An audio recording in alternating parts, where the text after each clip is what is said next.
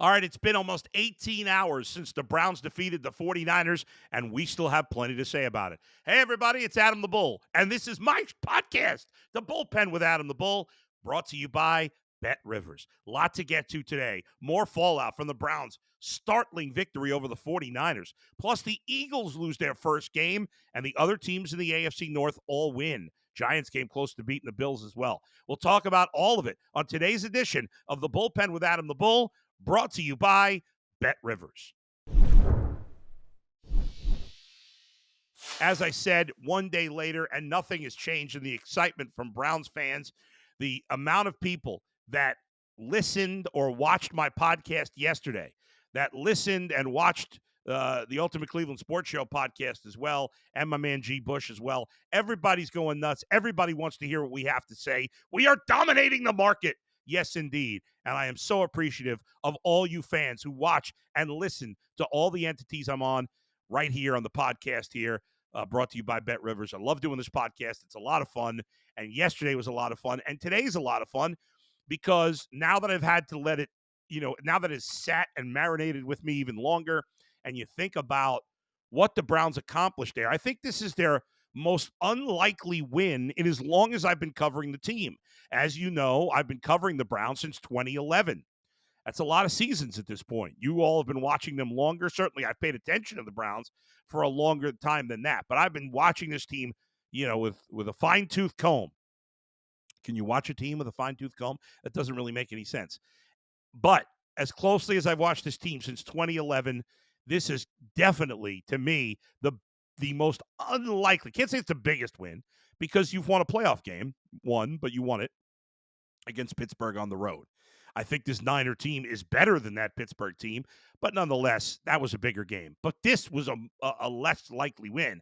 I thought, and many of us thought, the Browns would beat the Steelers in that playoff game. But this game, nobody thought the Browns were going to win.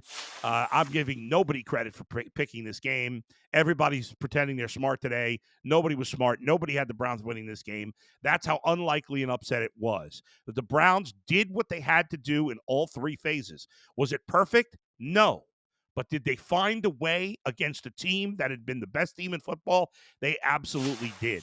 Are injuries part of the equation? Of course they are. I had some 49ers fans say to me, well, you didn't even mention that Christian McCaffrey and Deebo Samuel got hurt. I did mention that. They did get hurt. Certainly that factored into the Niners' ability to play well. However, as I say all the time when it comes to the Browns, injuries are not an excuse. Kyle Shanahan is a genius. That's what we've talked about. He's a difference maker on offense. If he's that big a genius, he's got to be able to adjust. He did a poor job, in my opinion, of adjusting to his injuries. I get it. Those are significant injuries, especially the McCaffrey one. McCaffrey one happened in the second half, though. Wasn't like the whole game. Deebo got hurt early, but they've played without Deebo plenty of times before. He hasn't been a huge factor in their offense. In the end, I thought that Shanahan went away from the run too much. Even with McCaffrey back out, they've got a good O-line. They've got talented backs. They had Elijah Mitchell back for this game. So I don't want to hear about it. The Browns were playing with a non-starting quarterback. P.J. Walker is not a starting quarterback in the NFL. There's no chance he's a top 32 quarterback. I'm not sure he's a top 50 quarterback. That's what they had. They've been out without their best running back all season long. The Browns did not have their best offensive lineman. Their starting left guard missed the game. Plus, their right tackle's been out all year. I don't want to hear any whining and crying about injuries. I'll tell you another thing I don't want to hear whining and crying about is officials. Was the personal foul that eventually led on the hit to the head, that eventually led to the Browns getting a field goal opportunity to take the lead, a big part of this game? Of course it was. Were there bad calls earlier in the game that went against the Browns? Of course there were. I tell Browns fans to stop whining about officials, and I'll tell Niners fans the same thing. Win the game. If your kicker makes the kick, nothing else mattered. He choked. They choked. The Browns won. I don't want to hear about your stinking injuries. I don't want to hear about your stinking penalties. The Browns won the game. That's all that matters. I don't care about anything else. The Browns won. Now, even if they had lost, I thought the Browns gave a valiant effort. But there's no moral victories. And in the end, the Browns found a way to win it. Was there some luck involved? Of course, but that's part of sports. Before I continue, let me remind you folks to get extra value this football season with Bet Rivers Squares. Win up to $10,000 in bonus money. Bet $10 in same game parlays on any game with the Squares icon to earn a square. It's your chance to win 10,000 buckaroos. So, let's go back to the three phases of the Browns winning this game. On offense, they did against what I'm going to say is the second best defense in the NFL, the 49ers, behind only the Browns. The offense ran the ball tremendously well. I gave you the numbers on yesterday's podcast. I thought Kareem Hunt got him going early, and then Jerome Ford with some huge runs in the second half. I thought they both contributed. I thought they both played very well. And P.J. Walker used his legs. He only ran the ball. He didn't. You look at his running stats, 3 carries for 1 yard. But I thought he used his athletic ability, his legs, to get out of some trouble and make a few decent throws. I'm not going to try to convince you that P.J. Walker's any good. He's not.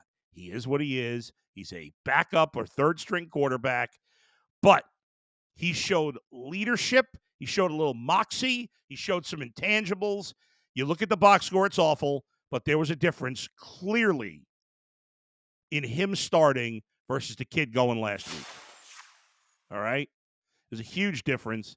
The veteran presence mattered, and it's part of the reason they won the game. Amari Cooper helped his I shouldn't say young. P.J. Walker's not that young, but he helped P.J. Walker out, making a couple of great catches, deep catches. David Njoku played a good game. You look at the numbers, 3 for 24 in the game. Doesn't look great, but he was a warrior for playing, made some key blocks, and he had like a 25, 30-yard touchdown that got called back by a holding penalty on Wyatt Teller, which was a bad mistake by Wyatt Teller.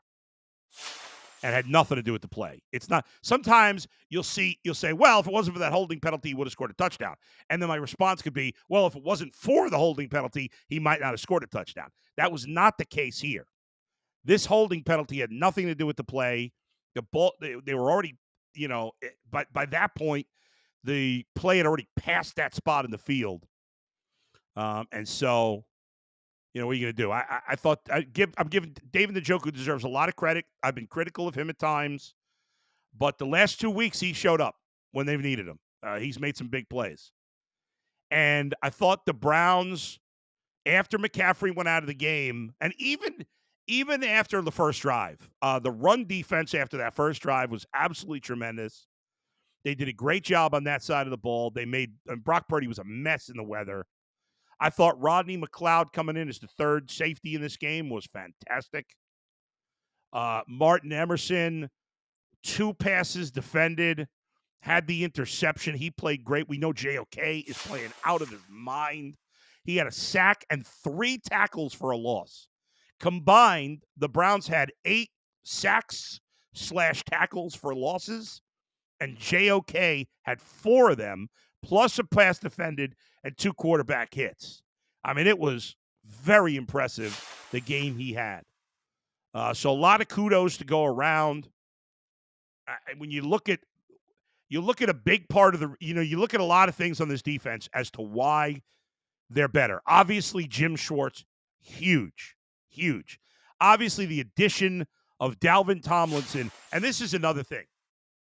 Like, if you didn't watch the game yesterday, and you look at the box score, and you see Dalvin Tomlinson had 1 tackle and no other stats, you'd be like, well, what did he do? Was he on a milk carton? But if you actually watch the game, you saw how disruptive Dalvin Tomlinson, his play, his pressure up the middle created havoc. It screwed up a bunch of plays for the Niners. It led to other guys making a play. And that's why defensive stats can be very misleading, especially for defensive linemen. And even more so, specifically defensive tackles. Because I thought Dalvin Tomlinson had a fantastic game. So and Rodney McLeod, the veteran presence, obviously he's been, so you bring in Jim Schwartz, a guy who played for him, and Rodney McLeod, a big time interior guy in Dalvin Tomlinson. Those are all new pieces, and they're big parts of the reason why the Browns have gone from an awful defense to an excellent defense. But there's two other key things here to me. Martin Emerson has looked really good since he first joined the Browns, so it's not surprised he's gotten better and continued to play well. Greg Newsome has been better this year than last year. Denzel Ward, better this year than last year. But those guys have had their moments. But two guys who at times have looked completely lost in the Browns defense in the past that are playing at an extremely high level, to me, these two guys have, and I'll give some credit to Jim Schwartz on that for using these guys properly and getting the most out of them. But Grant Delpit and JOK, who at times in the last year, you're like, okay, maybe it's time to move on from those guys, are playing as well as anybody on the Browns defense. Delpit at safety, JOK at linebacker, they have both been great. And they were both great again yesterday. JOK especially. It was just a beautiful effort by the Browns. What we got to remember, though, folks, is the NFL is a week-to-week league. When the Browns lose, the season is not over. When the Browns win, they're not winning the Super Bowl. Yeah, they might win the Super Bowl, but we can't have these extreme reactions to every game. It's a long way to go. The division is tough, despite some shaky games from all four teams so far in the season. As I mentioned yesterday, all four teams 500 or better. It's the only division. This division will probably come down to the end of the year. No team in this division is perfect. No team in this division is bad. It's going to be a battle every single week. And in the NFL, there's no easy games. You saw it. The Browns, a huge underdog to the Niners, win 19-17. The Jets, a huge underdog to Philadelphia, with a great performance. The Jets did a great job. They were down big early, 14-0, or 14-3. They come back and beat the Eagles 20-14 on an interception of Jalen Hurts late that one led to the game-winning touchdown. And the Giants didn't win, but the Giants have looked like the worst team in football, and they held the Bills to 14 points all in the fourth quarter. And they had a chance at the end with Tyrod Taylor. Came up just short. 14-9 Bills final. Every week, things change. And how about the Browns, the Lions, and the Jets? Those three teams, three of maybe the three most snake-bit franchises in all of the NFL, combined to beat. Now, the Lions have been really good all year, unlike the Browns and the Jets.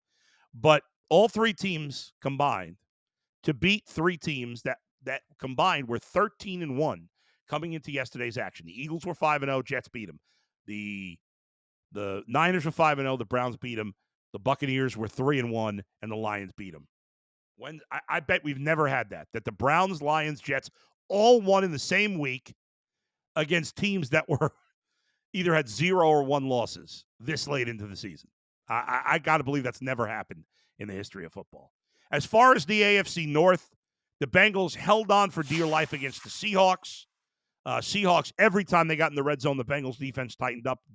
Bengals won that game because of their defense, like the Browns, beating the Niners, the Bengals with the Seahawks. Bengals offense marched right down the field first two drives, but in the second half, their offense did nothing. Bengals win at 17-13.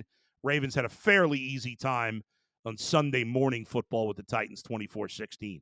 Rest of the league, rapid fire. Let's go through it.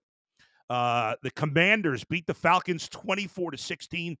Desmond Ridder threw for over 300 yards for the Falcons, but he also threw 3 picks in this one. Vikings, in an ugly one, beat the Bears 19-13. Vikings passing game struggled without Justin Jefferson. We'll see if they can adjust as the weeks go on.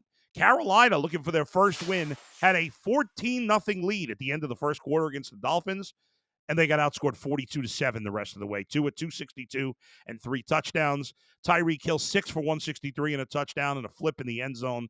Raheem Mostert at 115 yards and 2 touchdowns on 17 carries. Jaguars win again, third straight to go to 4-2. They look fixed. Minshew was awful for the Colts through 3 picks. Travis Etienne had a great game. Great game, strong. He did have 2 touchdowns. A 37-20. Colts made it a little closer at the end, but it was domination. Texans, I loved the Texans this week. One of the picks I gave you here, 20-13 over the Saints. I like the Texans at home, and they came through. All the scoring early. It was 17-10 at halftime, and both teams just scored a field goal in the third quarter. Raiders beat the Patriots 21-17. Pats actually hung in a game, but Mac Jones is still terrible. Rams crushed the Cardinals 26-9. This was never really a game, especially in the second half. Kyron Williams, the rookie, had like 8 yards in the first half, had 150 in the second half. Cooper Kupp back to being Cooper Kupp, 7 for 148. And a touchdown. Mentioned the Lions beat the Buccaneers 20-6. Jared Goff playing as well as anybody right now, and Amon-Ra St. Brown playing as well as anybody at wide receiver. This is without a running game. Baker Mayfield was awful in this game, threw a pick, missed a ton of throws. Every time he faces a good team, or almost every time, they lose. Monday Night Football tonight, Cowboys at the Chargers. It is a 1.5-point spread. Chargers are favored by 1.5 at home. I kind of like the Cowboys in this one. I think it's going to be a slugfest. I like the Cowboys, as bad as they looked last week, to win this one on the road. It's the road technically. I say that in air quotes, the road. But the Cowboys will have more fans than the Chargers will in this one. I'll take the Cowboys with the 1.5 or minus 1.5 in LA against the Chargers. Close game. I think the Cowboys win by a field goal. I'll lay the 1.5 points. There you go. And by the way, on the best, always check out the Bet Rivers best bets. Every week we put them out on Friday. Myself competing with all the guys as part of the Bet Rivers family. I was in first place going into this week, and I have expanded my lead. 3-2 this week. I'd like to be better than that, but hey, if you hit at 60%, and I'm over 60% for the season, if you're with me, you've won a lot of money. I went 3-2 again. I did not have the Jets covering, and I did not have the Giants covering. I hit the other 3 games this week, including the Vikings and the Jaguars, and it was. I'm feeling good. I'm feeling good. I'm feeling hot. I got to stay hot again next week. All right. Thanks to everybody for joining me as well. By the way, one quick thing on baseball: the Rangers winning Game 1 of the ALCS against the Astros last night, 2-0. This Ranger team was awful the final month of the season. They held on to get a playoff spot, and now they're 3 wins away from going to the World Series. I'm sick of the Astros. I'm sure many of you are as well. I'm rooting for the Rangers to get to the World Series, but I think the Phillies are winning it all. I think the Phillies are going to win it all. They're going to beat the Diamondbacks, and I don't think anybody's stopping the Phillies right now. So there you go. Thanks to Monzo for producing as always. I'll talk to you next time. Where else but right here in the bullpen with Adam the Bull, brought to you by Bet Rivers. See you, everybody.